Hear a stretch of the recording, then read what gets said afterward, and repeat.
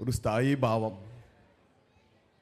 അത് ഭൂതത്തിൻ്റേതാവട്ടെ മനുഷ്യരുടേതാവട്ടെ, മാതൃത്വം അതിന് പകരം മറ്റൊന്നില്ല.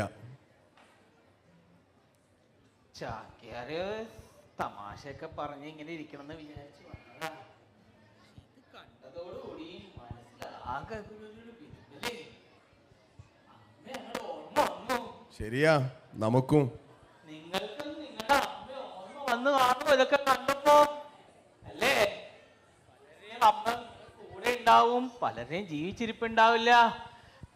മാവി പറഞ്ഞ പോലെ ആ സ്ഥായി ഭാവം, അമ്മ, മാതൃത്വം. അങ്ങനെയെങ്കിൽ നിങ്ങൾ ഇനി ഒരു കാര്യം ചെയ്യുക, അമ്മയ്ക്കൊന്നും കൊടുക്കരുത്. മനസ്സിലായോ ചാക്യാര് പറയുന്നത്? അമ്മയ്ക്ക് നിങ്ങൾ ഒന്നും കൊടുക്കരുത്. എന്തു ഭ്രാന്താ ചാക്യാരി പറയണേന്നായിരിക്കും ആലോചിക്കണേ, അല്ലേ? അമ്മ എന്ത് പറയുന്ന പോലെ എടുക്കാവൂ. അമ്മയ്ക്കാണ് ആദ്യത്തെ അവകാശം. 10 മാസം നിങ്ങളെ ചുമന്ന ആ അമ്മ എടുക്കുന്നത് കഴിഞ്ഞിട്ടേ നിങ്ങൾ എടുക്കാവൂ. മനസ്സിലായോ ചാക്യാര് പറയുന്നത്? അവിടെ കേൾക്കാവോ? ചെയ്യോ? അതുപോലെ പറയുന്ന പോലെ ചെയ്യോ? തീർച്ചയായിട്ടും നിങ്ങളെല്ലാവരും അമ്മയെ ഓർക്കുക. അമ്മ മലയാളത്തെക്കുറിച്ച് ഒരുപാട് പറയാനുണ്ട്. ശരിക്കു പറഞ്ഞാൽ അവരിവിടെ ജീവിച്ച് കാണിക്കുകയല്ലേ ചെയ്തത്? അതെ മാവേലി. പിന്നെ ഒരു കാര്യമുണ്ടല്ലോ, അമ്മ ഭാഷ എന്ന് പറയുന്നതും ഒരമ്മ തന്നെയാണ്, അല്ലേ? തീർച്ചയായിട്ടും നമ്മുടെ മഹാകവി പാടിയിട്ടുണ്ട് അതുപോലെ. അതായത് അതിൻ്റെ ഒരു സാരാംശം ചാക്യാരോട് പറയാം. മറ്റു ഭാഷകളെല്ലാം വെറും ഒരു പോറ്റമ്മ പോലെയാണ്, പക്ഷേ അവനവന്റെ ഭാഷ, മാതൃഭാഷ, അത് പെറ്റമ്മ പോലെയാണെന്ന് പാടിയിട്ടുണ്ട് അവര്. 1000 പെറ്റമ്മ വന്നാലും 1000 പോറ്റമ്മ വന്നാലും പെറ്റമ്മക്ക് തുല്യമാവില്ല എന്ന് പറയുന്നത് അതുകൊണ്ട് തന്നെയാണ്. ഇനി എന്താ അടുത്ത പരിപാടി?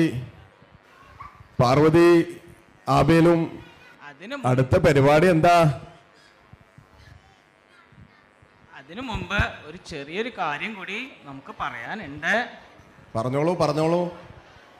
നേരത്തെ സൂചിപ്പിച്ച പോലെ നിങ്ങളിൽ എല്ലാവരും പ്രവാസികളായിരിക്കും. അമ്മയൊന്നും കൂടെ ഉണ്ടാവണമെന്നില്ല. ഉണ്ടോ? എല്ലാരും അമ്മ നാട്ടിൽ കഴിയില്ലെന്നായിരിക്കില്ല, ചെല്ലാനെല്ലാരും അമ്മമാർ ഇവിടെ കൊണ്ടിട്ടുണ്ടാവും, അല്ലേ? ഇന്ന് രാത്രി പോകുമ്പോ ഒന്ന് വിളിക്കുക. ഒരു 5 മിനിറ്റ് മതി. അവർക്ക് കൂടുതൽ സമയം നിങ്ങൾ കൊടുക്കണമെന്ന് ചാക്യാര് പറയണില്ല കേട്ടോ. ഒരു 5 മിനിറ്റ്. ഇന്ന് കഴിച്ചോ, മരുന്നൊക്കെ എടുത്തോ, സുഖമാണോ? ആ ഒരു 5 മിനിറ്റ് അവർക്ക് കിട്ടുന്ന ഒരു സന്തോഷം ഉണ്ടല്ലോ, അതായിരിക്കും നിങ്ങളുടെ ജീവിതത്തില് നിങ്ങൾക്ക് കിട്ടാൻ പോണ ഏറ്റവും വലിയ ആശീർവാദം. മനസ്സിലായോ ചാക്യാര് പറഞ്ഞത്?